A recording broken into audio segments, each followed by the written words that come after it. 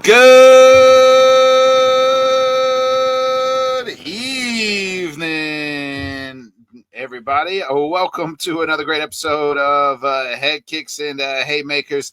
I'm your boy Bodkins, coming to you live from a dark room right now because, my power's out in my house for some odd reason. But hey, we'll be all right. We got the hotspot going, so we adjust, we move, and we adapt just like every other fighter in the world. We got a lot to get into, Bobby.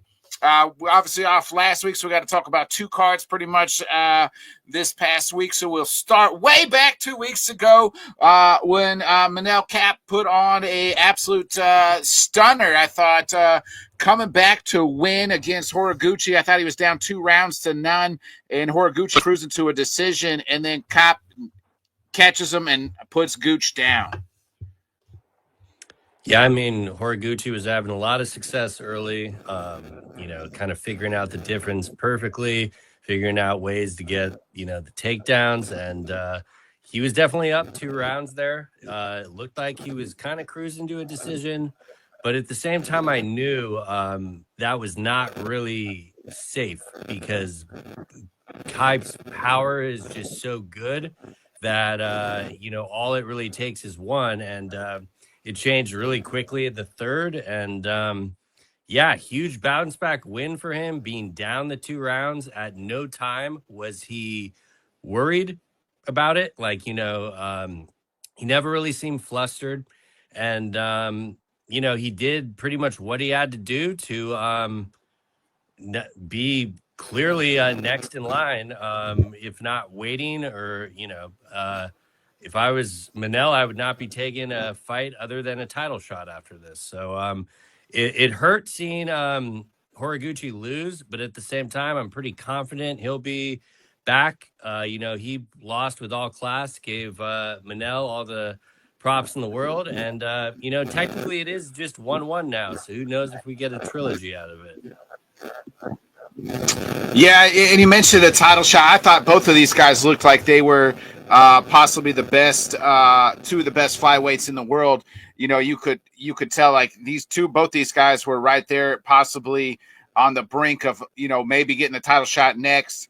I don't know if that's who Van is faces next. I think that if Pantoja is ready, that's probably who it'll be. But if I'm Kape, like you said, I'm probably sitting and waiting. Maybe they try to give him one more so he doesn't have to wait that long, but you're risking a lot there because you're probably next, and maybe you're the backup fighter for all we know at this point in time. But I thought he has one thing that a lot of flyweights don't have, and that's that one knockout power. And if I'm Kape, due to the the striking aspect, you probably want to face Joshua Van, where your style fits more with him. I do think if Pantoja faces him with that ground game and the grappling, I would probably favor Pantoja. Yeah, and I mean, like you said, why risk it again? That is exactly what Manel did in taking this fight. So I definitely want to give him the credit for doing that because he absolutely did not have to. And it worked out for him. So yeah, are you really going to do that again in such a stacked division? And with how easy the takedown was, I do kind of have the same feeling for the Pantoja matchup. But at the same time, because of Manel's power, it is I would still view it closer to like a 50-50 fight than I would like a 70-30 fight or anything like that. Yeah, agreed. I'm not saying I think he would. I would favor Pantoja, but I do think that just because the style. But I think the more fun fight would probably be him and Van to see kind of what happens there. Two elite strikers, and obviously Kape has that knockout power. And Gooch, even though he lost this fight, I don't think he lost any steam. He's still right there. Shoot, you could almost say he could get the loser of the title fight or somebody, kind of right there as well. It's not like you didn't come away thinking what a top 5 guy. Yeah, I mean, I don't think either guy really lost too much or would have lost too much stock from this because of the matchup. But at the same time, you know, I do agree. Probably the fans' wet dream would be Manel versus Joshua Van. I just think that is like probably one of the funnest fights you could make at flyweight, especially for a title. Um, but I am also kind of assuming. I know it's been kind of rumored, so I know this isn't like concrete accurate, but I have heard that they might be doing Pantoja versus Benel, or I'm sorry, Pantoja versus Van as the co-main to Volk Evloev. So we might get a double title fight with that there. Yeah, that would be a good card. When would that be though? I guess I think they're September. talking about being the card in LA at the Intuit Dome. I'm still kind of waiting on it, and obviously don't want to jinx it because that will definitely be a bucket list card to go to. But I'm not sure if that's in September. I would think it would be in September. I wouldn't think it, but I that's just kind of what I've been seeing. It's really, you kind of always got to take those things with a grain of salt. But lineup wise, that would kind of make sense. If you're worried about Volk and Evloev, like how that fight will go, to kind of parlay it with another title fight. I mean, that sounds like a pretty damn good card to me. Same. And for Horiguchi, with Tyra losing, now they could still go to Japan and do a fight night in Japan and headline it with those two. Yeah, I mean, that's definitely the easiest layup, I would say. I kind of question why they didn't do that in the first place, Right. But at the same time, I don't know if we're gonna, or yeah, we haven't even really got into Baku yet. But the after last weekend, like Almabayev and Gucci is just as kind of interesting to me, with kind of where they are in the division. He had the impressive win over Charles Johnson. So um, like I said, I don't think Gooch really lost any stock with this. Almost any fight you book him in that division is going to be must-see television. So that's kind of the benefit of flyweight. So many of these matchups are interchangeable because at the top, you're going to get some decent action one way or the other. Yeah, flyweight, we talk about it almost on the weekly. It's one of the deeper divisions, like 1 through 15. It really, like, all the guys are highly touted, and it's a very stacked division. It's in headline by the youngest champion in Joshua Van. You have Pantoja there. Kape has now made his entry into this into it. You have a fight coming up next week in Royval versus Kavanaugh. So how good that fight's going to be. So that's another good, another absolute banger fight. Probably one of my more favorite fights on that card. I mean, that is, Yeah. what you're kind of signing up with those two. And we might get a little bit of a Royval Joshua Van Light in that matchup. Agreed. Yeah, and let's move to the co-main. I'm about to say Aljamain Sterling, but Sterling, Navajo Sterling. Yeah. Navajo Sterling gets the win. He gets the knockout in the second round. Now he moves to 2-0. He kind of faced his toughest competition in Cutabella. I don't see right now. I think they still need to do this slow build with Sterling. But it's good to see him kind of fight out of Australia. I know it was in the Apex, but kind of giving him that step up in Cutabella. But I thought Cutabella was kind of winning that first round and then just kind of sat down and after Sterling and just took some punches from Sterling and just kind of ate him. And that was kind of it there. But Sterling is somebody that is on the rise in a very light division. I don't know if you just feed him to number 15 already because the division's not very, it's not very deep, but he's a name that, a prospect to watch. I'm just not sure how far he'll rise. He is coming from a gym that obviously has a bunch of guys that's been there and done that. Yeah, I mean, I think Cutabella just did Cutabella things. I figured he'd have early success, and that it's weird because like I do agree with like maybe we do want to slow play it, but when you look at the lack of depth in this division, I really don't know what you have to lose. Like even if he were to take a loss, it would only really take him one more to get back up there. And Right. the team he's with is probably what I trust the most out of it. And the one positive thing I can say is he clearly is getting better in each performance. Like you're seeing growth all around. We kind of were wondering how he is going to deal with being put up against the fence, and he figured it out. So, it wasn't like a dominating performance, but I think he kind of did exactly what he needed to do because, Cutabella is dangerous until he makes a mistake, So, I have a feeling that like Eugene Berryman and them just kind of told him, just kind of pick your spots and you'll figure it out. And that's more or less kind of what happened. But do you have, I would say have him fight like 14 or 15. Like, what do you really have to lose? Um, Right. you know, Alonzo Minifield, like somebody like that. So to be clear, actually, we missed last week when they came out with these new bullshit rankings. And I'm just pulled them up here. The new meta rankings, they have Navajo Sterling 12. So he's already has a ranking next to his name. what do, And you what, have what uh, do the media rankings have him at? the media rankings. Let me switch to that. Yeah, the media rankings do not have him ranked. So, Mm-hmm.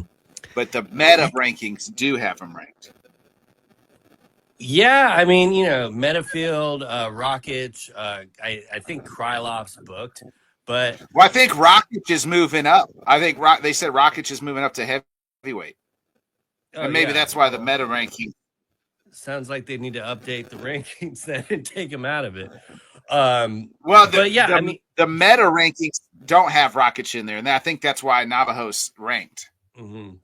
Yeah, I mean, just Yeah. glancing at that list, there is no one I would be like concerned for him for fighting all the way up to the top 10. So I definitely do think it's time.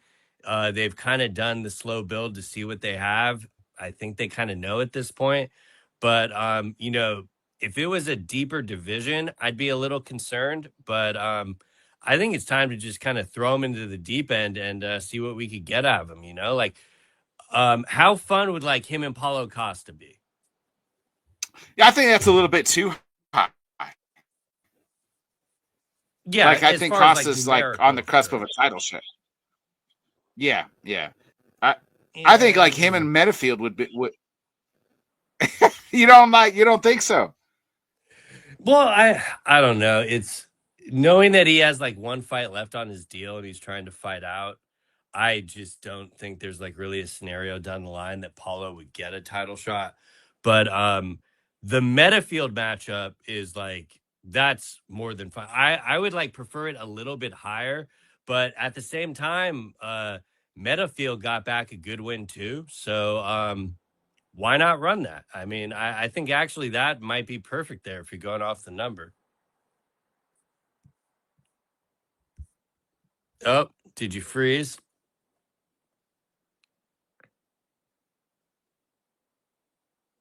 Let me just text him real quick. Yep, there we go. We're back. We're back. Okay. Saves me from having to text. But yeah, I mean, I forgot that insane bounce back win that Metafield had. So I think him versus Navajo would actually be like too perfect. That Yeah, just yeah, run that. yeah. I think we're in a somewhat of an agreement there. Um, Also on that same card, what did you make of the kind of the debut at featherweight for low dog Vinicius Olivero? And against Andre Feely. I thought Feely was going to get him out of there in the first, but then Lokdal kind of, I don't know if he was playing possum or he was hurt, but really bounced back and was able to get the KO win in the second round. But I thought in the first that Feely, I was like, Feely should go for this and try to get him out of there. He had him hurt, I thought.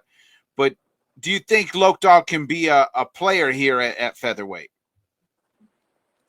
I'm definitely leaving the light on for him after it. It was a little worrisome in the beginning, but at the same time, I don't know if Feely maybe also thought he was playing possum. Because, I mean, you called it out in real time and texted me, and I agreed. Like, I did not sure why he did not try to finish that there. But Oliveira definitely looked a lot less drained. So I do think this is the right move to be at the next weight class.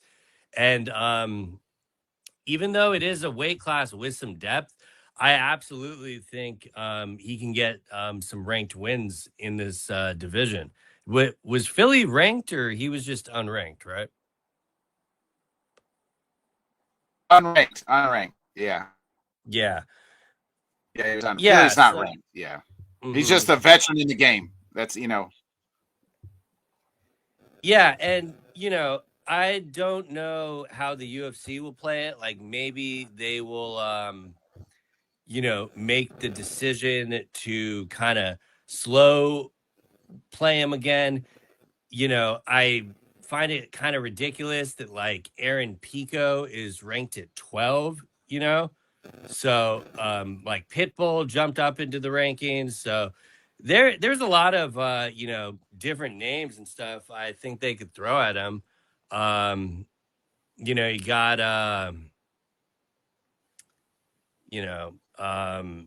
yeah, I mean, Steve Garcia's coming off a loss. That might be one to kind of get back. Well, that'd be a good one. Yeah. But I don't mind the Pitbull shout. Yeah, I mean, Pitbull would work. I need to see a little bit more before I can call him a perennial contender. Like, it wasn't enough to get that Batista loss out of my mind. At the time, I thought it had a lot more to do with the weight cutting, but at the same time, Batista did just kind of all around best him and stuff. So, but it's an very difficult division to fight in at the top. So, Garcia is just going to come forward the entire time. So I think that works.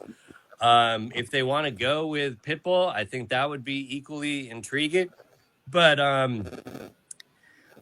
definitely the best performance for him to have, considering how bad he looked in the last fight. Like, I think we kind of got the train back on the tracks. Agreed. And we can kind of see, what we can get out of him here.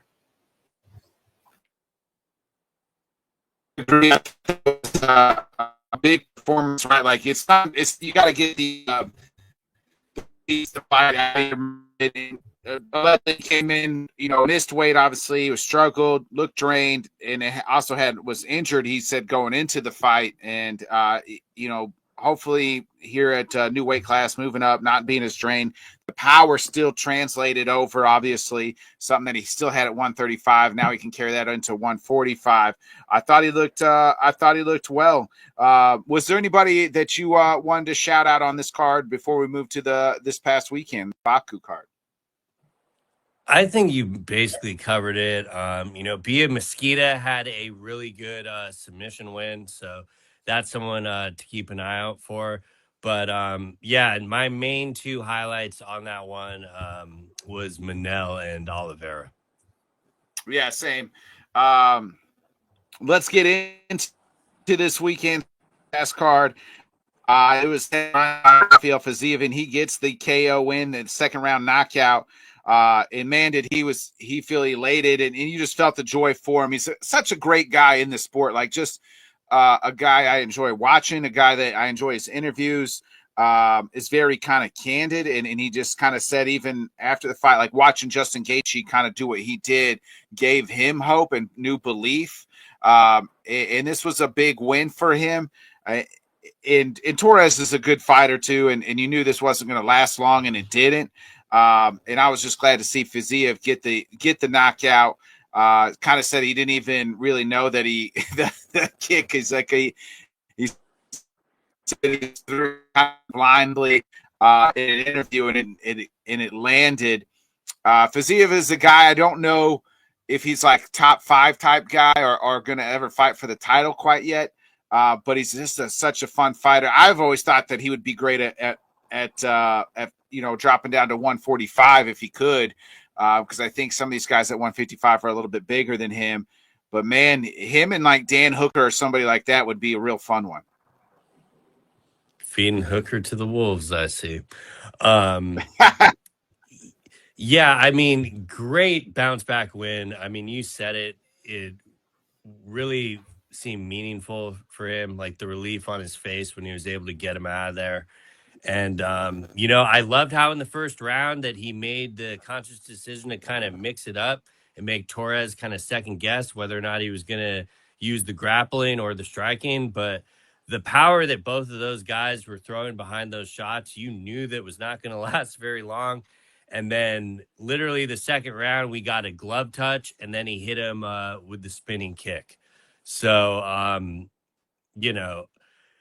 it is very fitting that we've seen Gaethje have the success that he has had recently, because I do think a lot of people kind of wrote Fiziev off. I saw a lot of people that were saying Torres was going to beat him. And, I kind of just saw it more as a 50-50 fight, like two guys with power. But the overall martial artist was clearly Fiziev. And I thought, he'd be able to kind of take that experience. He obviously didn't, need any of the fourth or fifth round. Got it done pretty quickly there. But he initially called out Charles Oliveira. I love that matchup because Fiziev can deal with Charles as far as being able to get back up from the takedown. He's not gonna, seem overwhelmed or anything. I do think it seems very unlikely they're going to go in that direction. I think the most likely outcome will probably be we're getting Armin versus Charles Oliveira, mainly because I think we can take Gaethje fighting off the calendar in 26. Yeah. Armin needs to stay active and get a fight. So with that, you kind of wonder where to go with Fiziev. I do like the Hooker shout. I also think the winner of next week's Patty versus Saint Denis would be even more an intriguing fight than the Dan Hooker fight. Yeah, but I wouldn't be mad at the Hooker fight either. That'd be fun. Yeah, him and BSD would be a good one. I mean, he just looks so much better than the Hoofy fight when he lost when he was knocked out by a Hoofy the last time. He was having success in the Hoofy fight too until he wasn't. Yeah, I think he was a little bit more aggressive, came out more aggressive in this fight. And partially that could be because of Hoofy's length bothered him a little bit. But I just thought he came out. And it's, this guy's lost, 3 out of his last 5 up into, counting the Torres win here. But, I mean, 2 of them were to the current champion, Justin Gaethje. 1 was to Gamrot and 1 was to Hoofy. So it's not like he's losing to the best of the best here. I almost wonder if because after Hoofy got that win on him and they booked him against Michael Chandler at the White House, people discredited Fiziev even more because of Hoofy's next opponent, which I think is ridiculous. But I mean, the sport moves so fast because 2 years ago we were talking about him being a title contender, and obviously with the injury and coming back from that and kind of consecutive losses, you really wonder. But with how quick this division moves, and you can just look at Gaethje for the example, I don't think we can close the door on, his title aspirations. I definitely don't think that's going to be happening next or anytime this year. But, he's still very young enough to really figure that out, Yeah, he's only 33, so he's still got time. Yeah, 33 in great shape. Already past one injury, so let's go.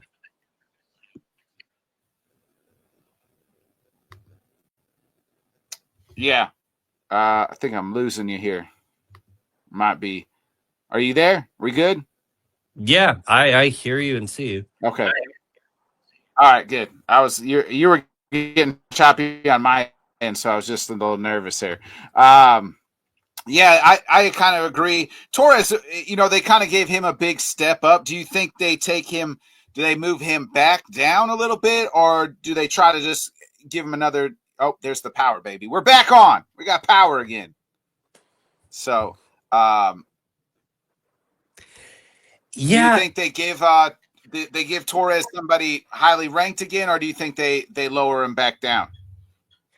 well, it's kind of weird because, like, aside from the ridiculous meta ranking, like, I think Fiziev fell out of the rankings essentially. Um, Yeah. Well, the meta rankings he was, but in the media rankings, I think he was pretty still ranked. yeah, I really don't think it was too much too soon for him. Like, he looked like he belonged in that first round. And he's got a very fan friendly style, so I'm sure there's plenty of stuff they can match him up with. I mean, that could be the Dan Hooker fight, you know. Um, but his gloves are his hand size is fucking insane, like 5XL. Like, you saw him like throwing some mitts. So I would go more towards the match him up with another contender instead of having him fight just completely out of the ranking guys. Because even though he got caught, like, when you're playing that type of style and game, you're gonna get caught. So I don't really think it was too much too soon. I just think Fiziev was the better man that night. Yeah, and for Fiziev, I don't know if they plan on going back to Baku every year, but he's headlined the. I think he was the co-main last year, and now the headline this year. Obviously, that's where he's kind of from. He got a great reception. I don't know if you just keep him there, or you hope that maybe he, obviously he wants to be active, but seems like they kind of got him locked in if they're going to continue to go here. I'll never complain about them having him as the main event on Baku, but I would like to see a Vegas fight from him or something too, because he does have that style where he gets the crowd going, you know? Yeah, for sure. He's have a fight friendly style. He's one of my favorite fighters, probably. Let's move to the co-main and two guys that are not my favorite fighters. We need to quit with the Shara Bullet the train here and the hype train or whatever you want to call it.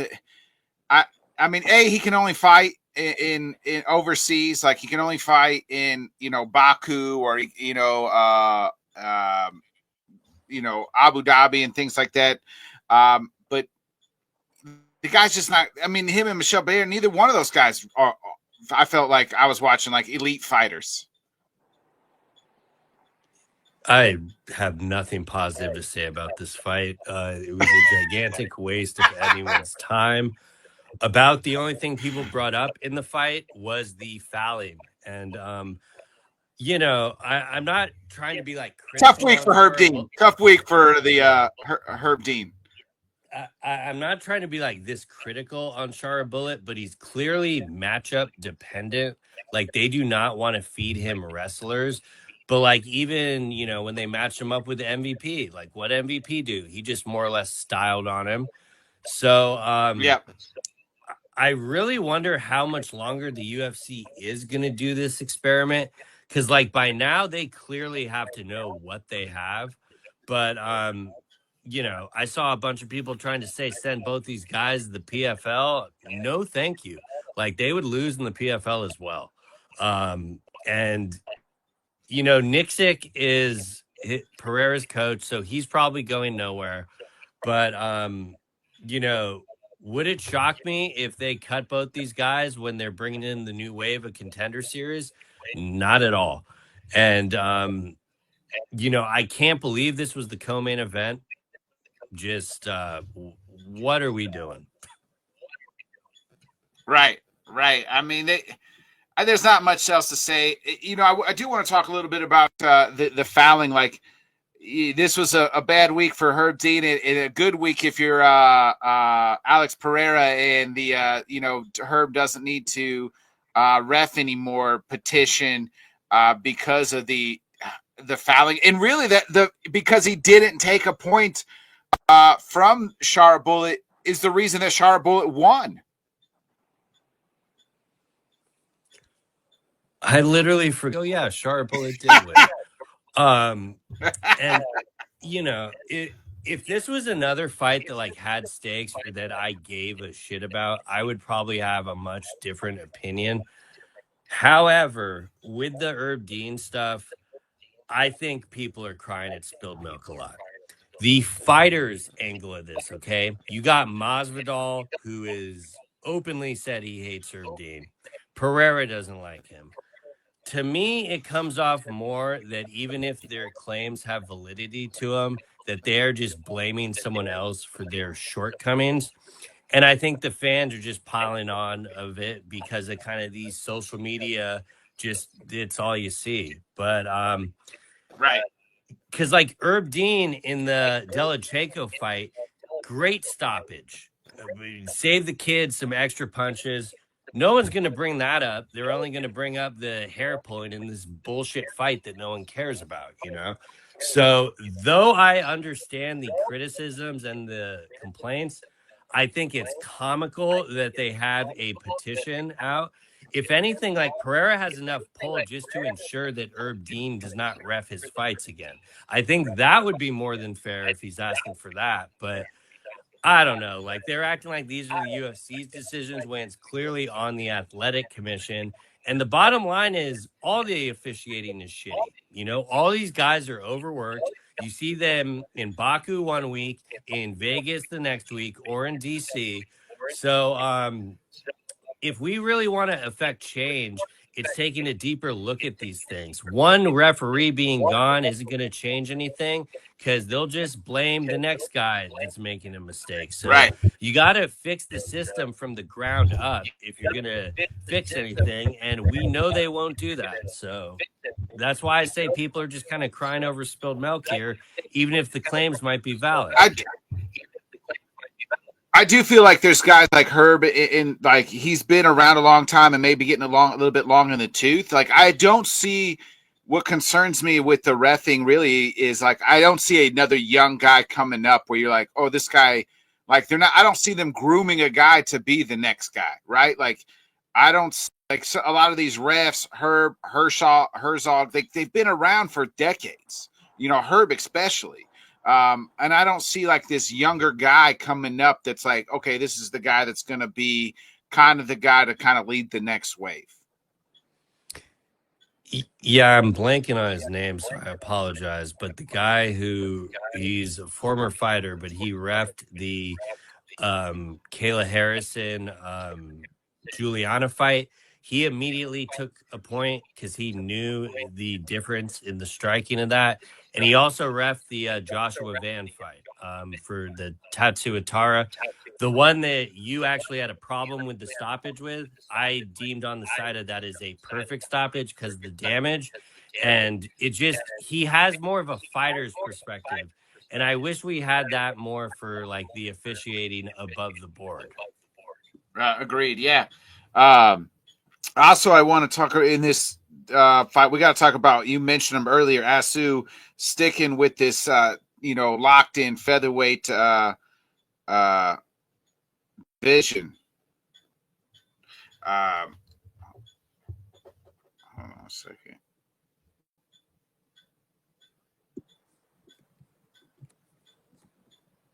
Huh. That's weird. But Asu wins by this. What's this subset? Only 3 have ever been done, Bobby. Saluv stretch. He tapped out Charles Johnson. Yeah, I mean, great performance by Almabayev there, and definitely a frustrating one for Charles Johnson. But Charles said he trained for all those positions, which is why it was like even more frustrating that was the result. But I think Charles Johnson will come back strong. We've seen him lose before and bounce back. And then Almabayev, I mean, that's the one. Give me the Horiguchi matchup with that. I think he definitely deserves some higher ranked competition after that win. And, with Horiguchi's style, I think that'd be a pretty compelling fight.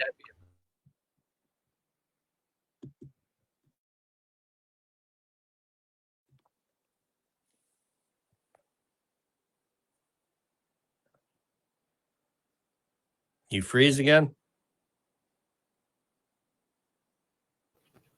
Yeah, Asu's only lost one fight in the UFC, Bobby, and that was to Manel Kape back last March 1st of last year. So he's kind of put himself right there, and he's shown how good he can be. Horiguchi kind of puts him right there, and maybe he could really take on, if not Horiguchi, he could take on the winner of Kavanaugh and as well.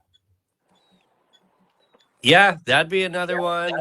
That'd be very fun. Or you could also, do the Tyra matchup as well. I mean, flyweight. The best part about matchmaking flyweight is as long as they're in the rankings, it's going to deliver because it's the most loaded division. Yeah, it is. I mean, it is. It really is. Also on this card,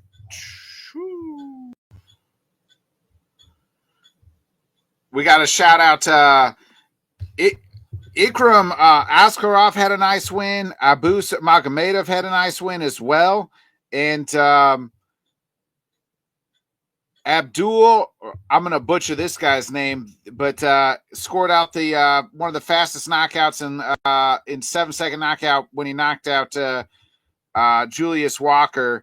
I'm going to butcher Abdul Rakim Yakev. Shout out to him as well for the nice win. Yeah, no, that was a brutal one as well. Am I echoing heavy on your side? No, you're good. You're good. Okay, I'm just hearing it on my side for sure. Yeah. Yeah. Which were you asking me about a specific fight or just? I don't know if you have anybody else you wanted to shout out on this card. Yeah, the Ikram fight was a good performance, but I was a little underwhelmed. I kind of wanted him to get the finish there. Maybe, I don't know if I'm ranking Ikram too high or if I'm just too low on Bruno Ferreira. It just maybe a little bit of both. Maybe a little bit of both. Yeah, very well, a little bit of both. But so yeah, I don't know what you do with him, but 185 is interesting enough to where we could find matchups for him. The one I definitely wanted to give a shout out was Daniil Dunchenko, the tough winner from Ukraine. He continues to get these guys out of there in a dramatic fashion. He was fighting Bergen on short notice, but he had a 100% finish rate. Daniil was getting hit early and no way was getting frustrated. And he was figuring out kind of ways to still get him up against the fence. And when he gets him up against the fence and throws those elbows, it's one of his favorite moves, and definitely a guy that I don't want to see fighting ranked competition yet, but anytime I know he has a fight on an upcoming card, I'm excited for it. And so I'm glad he can kind of keep that rolling. He was the youngest fighter on the card, and kind of excited to see what they book next for him. Yeah, it'll be interesting there. I want to get into some quick news and notes, and then we'll get to hit on some boxing real fast. There's no card this week, 4th of July, Bobby, and then next week we get the return of Conor McGregor versus Max Holloway. It is reported now that, at Tom Aspinall's back in camp. He's all cleared, and he's training to take on Ciryl Gane for for the heavyweight title. Maybe I hope this happens. I think at MSG in November. Do you know who that report came from again? Was it just Eddie on? No, it was Tom on his own YouTube, on his own. Yeah. Yeah, that's at least more reassuring if it's him pretty much saying he's kind of back to it. And you know, probably feels long overdue for him, but glad to see him kind of in the positive direction there. And you know, it's so weird with Tom because, like, for me, I think the best thing for him is to just fight. But this Eddie Hearn thing is just thrown such a kink in the thing of I don't know if we see him fight in 26 because of it. Now I'm glad that Tom has kind of made it a point to say, like when Cyril, for example, asked for the France matchup, Tom immediately said, "Yeah, I'm ready. Let's go." Love to see that. Kind of not disputing what Eddie was saying about his guy not fighting, but clearly saying with the UFC, "Hey, I'm ready to go. Let's get this going." And I think Tom's best thing to leverage at this point would be just to fight and worry about all that contract and everything after this fight. Like that's where you're going to have like your real leverage and power if you're able to get the Gon fight back. And I don't know why I said fight back because he clearly didn't lose, regardless of what MMA Twitter would make you think. But Right. definitely some of like the better future news that we saw that I was happy to at least see. It's like, okay, good. Cause when they talk about like the second surgery and stuff, and then everything just gets so taken out of context online. And then you literally have Eddie Hearn trying to fucking play hardball when all we want is to see him get back in the cage. So um I'm optimistic. MSG would kind of make sense because I can't really think of another fight that they would have down the line that they'd be holding off for that event. We already know Gaethje is more or less off the table for this year. I think Um, Strickland could be there. Yeah, I mean, if Strickland he mentioned that he wants to get back by the end of the year. He was one I was kind of unsure if we were gonna get a fight in 26 or not. To be clear, I don't think he needs to fight this year. Like, I want him to take all the time for his shoulder. But Strickland being Strickland, he's saying he wants to get in a camp. So that would kind of make the most sense. Especially if you like want to just run the rematch or do something fresh with Imavov. Um, but I do think like Here's the heavyweights at here, MSG unifying a title, I think that would be the best move. here's the name for you, Bobby, because it's now officially official. It's the best kept secret, our worst kept secret, should I say? And it is DDP versus Usman in just a few weeks here. I guess they were, from all reports, we're waiting on Usman to finally sign the contract. Usman moves up to middleweight. I think if Usman wins this fight against Dricus, I think he shoots up ahead of the title shot against he could against Strickland. I think you could say the outcome of this fight, regardless, could be fighting for the title next. Obviously, based on performance, but you especially when all of Strickland's other options are rematches. Like literally every single fight we're talking about. Imavov is a rematch. I know it was at a catchweight on short notice. Obviously, Chimaev, Dricus, who he's Well, fought really, I twice, guess and Usman. Usman is a rematch. Usman beat Strickland way Yeah. back in the day at 170. Yeah, Yeah, no, that's what literally all four that we're talking about are essentially rematches for Strickland, which you know, I guess that's a credit to Strickland in some aspects. I mean, obviously he went 0-2 against Dricus. It's kind of irrelevant that I think Strickland won that first fight, but it was extremely close. mm-hmm. And I do think because of how quickly that OKC card is coming up, they're not going to have anything booked until then, anyways. So I completely could see that on the table because you know I do think that's why Usman took this fight. He knew it was a quicker path to a title shot at 185 than 170 because 170 has a lot of rightful contenders to skip over. And Usman does have it on his record that he has a win over Strickland. So if Usman can beat the guy Strickland lost to twice, why wouldn't Usman be next? Even though that isn't what I would probably want to see, I could see kind of the math that they would be getting there to justify that matchmaking. Right, agreed. Yeah, that's all. That was kind of the last little news and notes. Real quick, we do have John Pork Wild Chanko makes his return back to the UFC in July, here in a few weeks when they go to Abu Dhabi. It'll be undefeated fighter versus undefeated. Damian the Butcher Rezabecki will take on John Pork. How about that? I hate that this is in Abu Dhabi. I understand why it is, but I find it to be such a fumble that they do not have this guy fighting on the same card as Islam.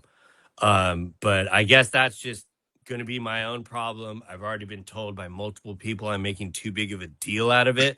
But like it was right fucking there, man. Like, but whatever. It's and then again, like with this fight, I question like why are we matching up two undefeated guys to, like, kill another one off, you know? Yeah. But the fight itself should be fun. That Abu Dhabi card is looking pretty dope. You know, I know compared to other Abu Dhabi cards, it might seem a little light, but I think there's a lot of intriguing matchups. Do we have a main event for that yet? That's Roundtree and Anglaev. Oh shit! It is. I forgot. You're right. And then Umar versus David Garcia. No, allegedly it took Umar. So I'm looking at the ESPN here. They took Umar off of there because I think they took Umar's song on that card instead because Umar's opponent got hurt. Yeah, well, ESPN is a crock of shit, so we should probably pull up Tapology. No, I think Umar did get hurt though. I mean, not Umar, but his opponent did. Like that was the rumor, at least. Really? Yeah. Yeah, I just saw that they showed him on the prelims, which did not really make sense to me. Oh yeah. I got Tapology here pulled up. Let me look.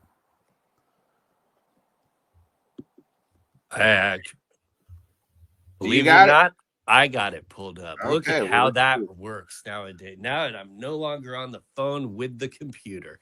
So yeah, according to Tapology, it's Umar versus David Martinez, and they have it slated as the co-main event. Okay.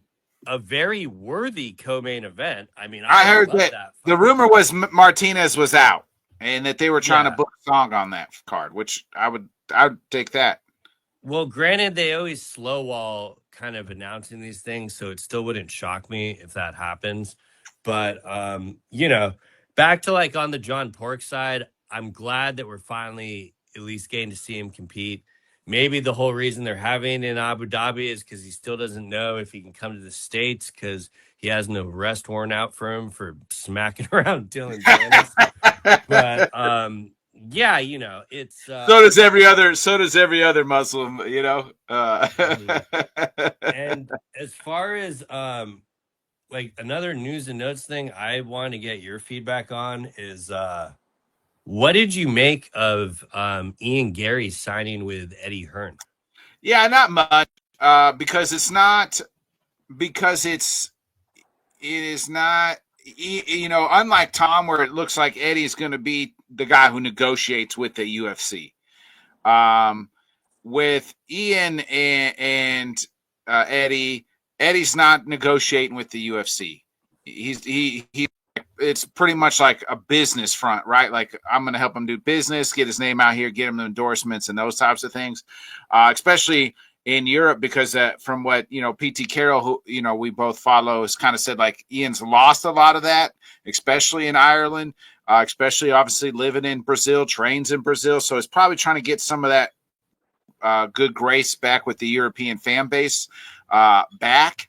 And I think signing with Eddie's a smart idea. But I don't think it would have been a smart idea for Eddie if he had signed Eddie to negotiate new contracts with the UFC.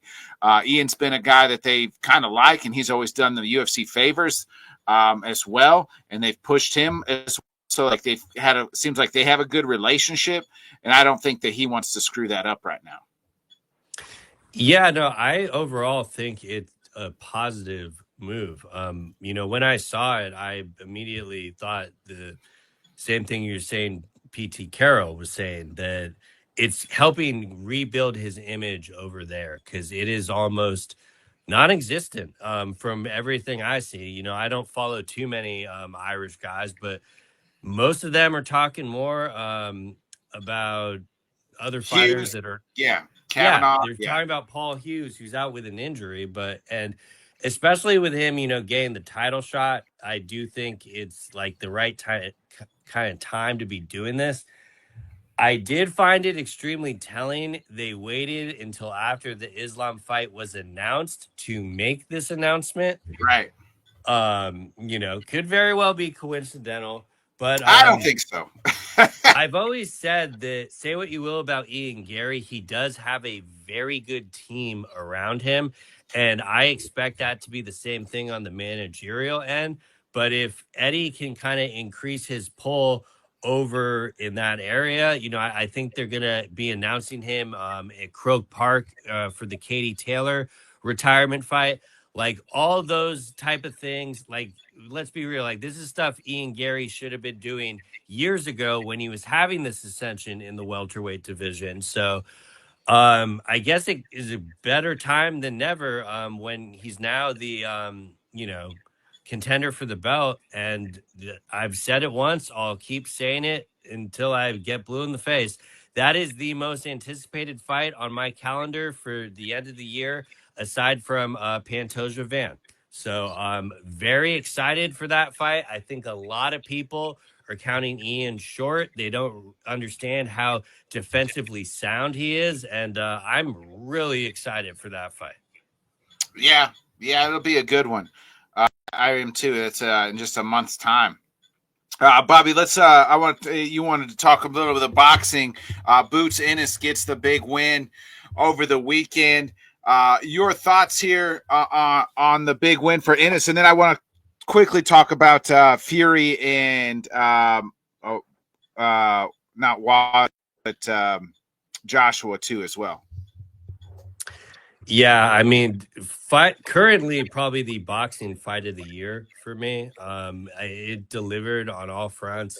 I know some people were not happy when it got announced because they all wanted to see Boots versus Virgil Ortiz, and they're like, why are we doing this fight? This is why you do this fight. Xander should be the gold standard, man. Like, I wish more of these guys would take risk and attempt to be great, because when they do, you get fights like this. And I could not believe after he got dropped in the first round that he ended up being able to come back and hurt Boots in the third round. And in my opinion, he won that round. Like the fact that he was able to bounce back, I found very impressive with that.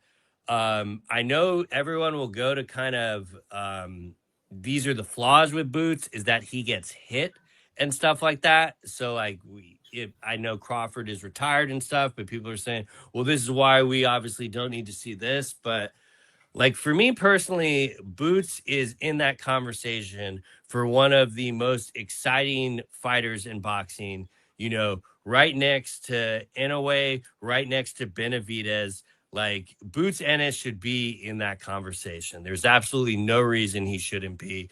And I don't think Zayas lost any stock in this whatsoever.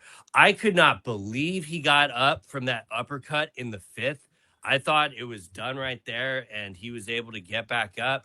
But like you want to talk about shitty officiating, elite officiating in this boxing match. Like the second that he went back to his corner in the fifth, the ref was clear with him. Hey, you got to show me something here. I can't see you take much more. He said, I got you. Amazingly enough, was able to survive another round. Granted, he was just getting his feet back under him and stuff, but they gave us the most entertaining fight of the year. So I think it should be praised than criticized. I saw a lot of people giving him shit because his corner threw in the towel. That was absolutely the right choice. He was not going to be winning that fight at that point.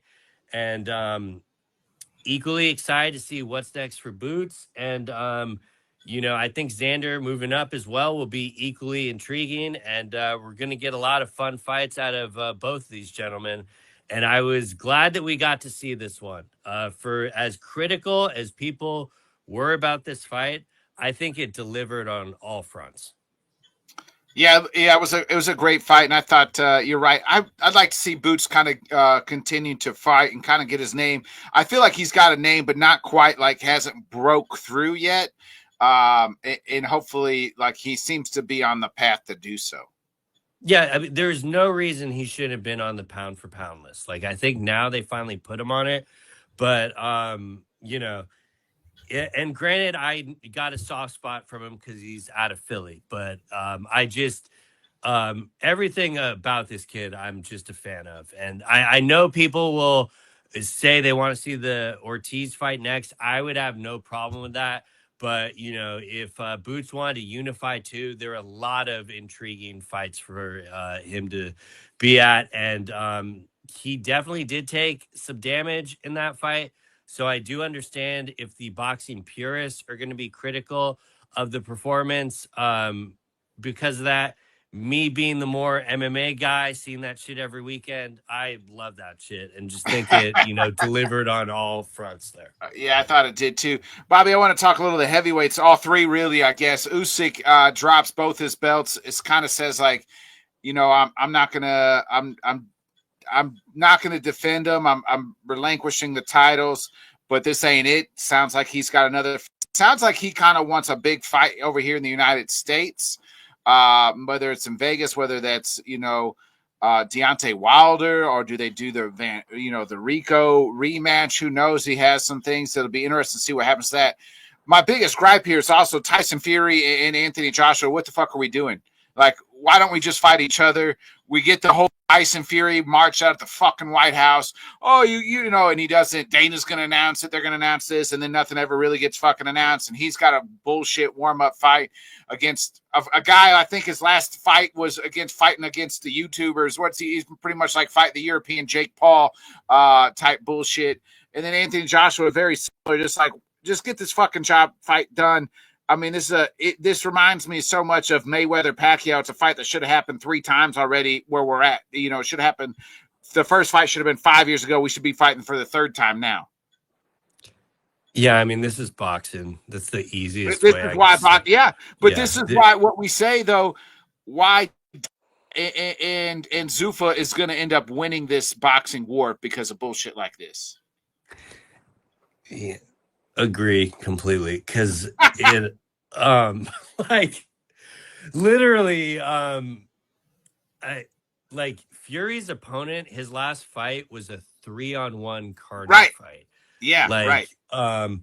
And I saw Uncrown quote tweeting it saying Tyson Fury is staying busy. Yeah, the word busy is doing a lot of work in that sentence. Like nobody wants to see this shit. No one has heard of this guy prior.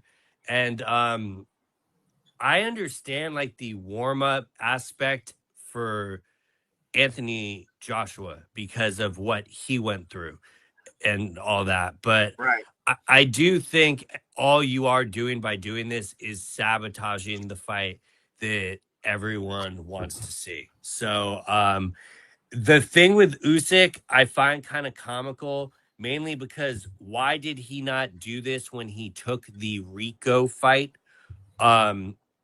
It had the literal exact same result. Shout out to the United States who just won their soccer game. Hell yeah, USA.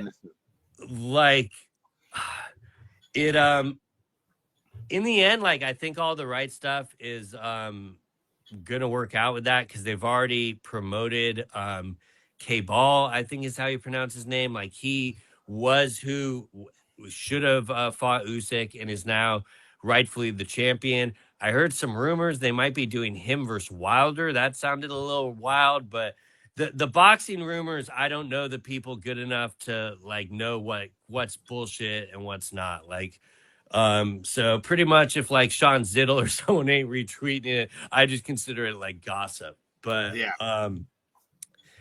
you know, last weekend is the examples of all the good things boxing can do. Doing fights in the States, like the Barclays Center was absolutely electric having that fight there. So it kind of another thing that came up on that broadcast actually is that they're pushing back the Canelo fight to October now and kind of including on Riyadh season. And my Windhorse fingers went up there because is Turkey fucking starting to get broke? Like, what other reason are they pushing that back and including it for Riyadh season? And so yeah, I don't know. I think it's a good for boxing to kind of have these avenues of fights you could put on without Turkey. I mean, this Boots versus Zayas fight was an example of that. So I mean, obviously Riyadh season was on, you know, a sponsor, but I do think there's a lane they can exist outside of him, but for how long with, you know, Zuffa being 60% Saudi owned is going to be the biggest question. You know, in a decade, if they're the only one standing, that information would not shock me. And it's because of things like this. Like when Usyk drops it, boxing is immediately bitching because like the sanctioning fees and stuff. And this Right. is why they're shooting themselves in the foot. So, you know, I'm rooting for him, but if I'd be backing a horse financially, it probably would be Zuffa. Yeah. And real speaking of Zuffa, it does look like we're getting Conor Ben versus Ryan Garcia was announced as well. So that's kind of under the Zuffa They umbrella as just well. officially announced that? Yeah, I googled it because I thought I had saw something that says Ryan Garcia is scheduled to defend the WBC welterweight world title against British fighter Conor Ben on September 12th in Las Vegas. Where are you seeing that? That was on ESPN and everything else. I mean, I googled it. I just googled Ryan Garcia fight, and it said because I couldn't remember. I couldn't remember who it was, who he was fighting, and it literally says here Conor Ben. Well, I know that's like what they want to get done, but like because one thing that by the way, Zuffa had a show not in the Apex, it was at the Cosmopolitan. I loved it, but at the same time it pissed me off because we had Power Slap in the Cosmopolitan. We have Zuffa boxing in the Cosmopolitan, but we still have the UFC in the motherfucking Apex. Like this is just so ridiculous. But one of the reporters literally asked Dana about a cease and assist that they sent to Zuffa for negotiating with Ryan Garcia. So I take that back. So this says here the Sun, maybe I think it is happening, but the Sun, which is Conor Ben closing in on September 12th world title fight against American superstar Ryan Garcia. The Sun is a British. Yeah, so I think it's. I don't think it's a super official, but it's pretty much. It's the one that's been rumored, but the most interesting thing about that is how that gets over the line, because that would obviously involve Dana White and Oscar De La Hoya working together. Yeah. And you know, they like contractually they can't do what they did with Conor Ben because you know, he's a Golden Boy fighter, like he's under Golden Boy. The only reason Zuffa was able to come in with Conor Ben is because Hearn's a fucking idiot thinking everything is a handshake agreement. So Oscar De La Hoya ain't that stupid. I mean, actually, that's kind of a stretch. That's probably up for debate. But Dana will slap him some cocaine and It'll be they'll get the deal done. Well, when they asked Dana about the cease and desist, he laughed at it and literally said, "I had people trying to shut down the White House. Like, I don't give a fuck about any of that." And Yeah, then the reporter said, "So you're denying the cease and desist?" He's like, "Oh no, we probably got it. I'm just saying I'm not worried." And why is that? Because you have that type of pull with being to manipulate federal legislation to swap out the Ollie Act, and you have all these people in your back pocket with the Ellisons, with the Paramount deal on TKO. It's people have got to stop underestimating him. yeah, Because he keeps saying his tagline, view us in 2027, then judge us then. And I think by then we're gonna probably get this under Zuffa. We're gonna get Usyk's fight probably under Zuffa. A lot of these like big fights, I think they're gonna at least get two of them by the end of the year, but we'll see. yeah. Bob, you got any final thoughts before we get up out of here? No, I think that I can't. Other than if you want fights this weekend, you got the BKFC Liberty on Friday. That's in Philadelphia, I believe. So that should be a fun card. And there is also a boxing card on Saturday. So there is plenty of combat on. You know, look at Caposa's Twitter if you're curious about the like actual fights. But just because the UFC is off doesn't mean you can't enjoy a little bit of combat. I'll Yeah, probably go back and rewatch a Ryzen pay per view since I have the time. I watch UFC Freedom 250, Bobby. That's what you need to rewatch. You know, America's birthday. Yeah, and shout out to the BKFC for taking advantage of doing a fight on America's birthday or like a day before. But yeah, good for them. BKFC, I don't really care who is on the fight because I know the product will deliver overall. So good for them to get like a highlight weekend. And then quick shout out to the PFL. Love the San Diego event. Great win by AJ McKee and Liz Carmouche. She just keeps finding ways to win. And I love what they're doing with these like smaller local shows, like booking local talent. They got it with Eblin coming up in Austin. Then they got a DC event. So more of this breath of fresh air. Thank you, John Martin. Yeah, their PFL's seems to be on the right track. I do think they need to get out the ESPN, find a new broadcast partner, and I think they'll kind of be back on track. We'll be back next week, Wednesday, 8 o'clock Central, 9 Eastern, talking UFC 329, Bobby. It is the return of the Mac. Conor McGregor makes his long-awaited comeback. It's been 5 years since Conor McGregor graced his presence in the octagon, and he has taken on the only person that he's actually beaten and fought, I think, that is on the UFC roster, Max Holloway. So how about that? He has not beaten or fought anybody on the UFC roster other than Max Holloway, and he is taking on Max Holloway next Saturday. So that card's actually pretty yeah, bring your Velcro shoes for that one. That's going to be a fun one to break down. You got McGregor, Holloway, Benoit Saint Denis versus Patty. You got Corey versus Sandhagen versus Mario Batista. Brandon Royval versus Loner Kavanaugh. King Green versus Terrence McKinney. Nikita Krylov versus Robert Whitaker. Whitaker making his light heavyweight debut on that card. Gable Stevenson making his UFC debut.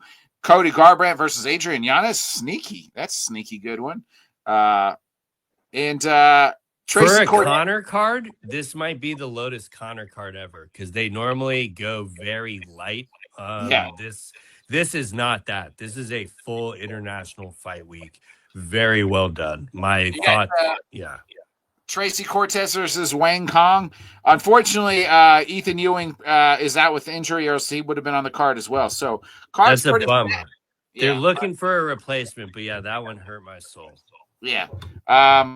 we won't hurt your soul if you tune in to us next Wednesday, 8 o'clock Central, 9 Eastern. Be a friend, tell a friend, folks. Enjoy the 4th of July. Hopefully, we all return back with all 10 fingers and all 10 toes. So we'll see you next week. For my guy, Bobby Bunce, I'm Bodkins. Happy birthday, America. Have a great 4th of July. Shout out Jason Pierre-Paul. Don't lose your digits. Thanks so much for joining us, and until next time, let's talk sport, friends. Thanks for watching.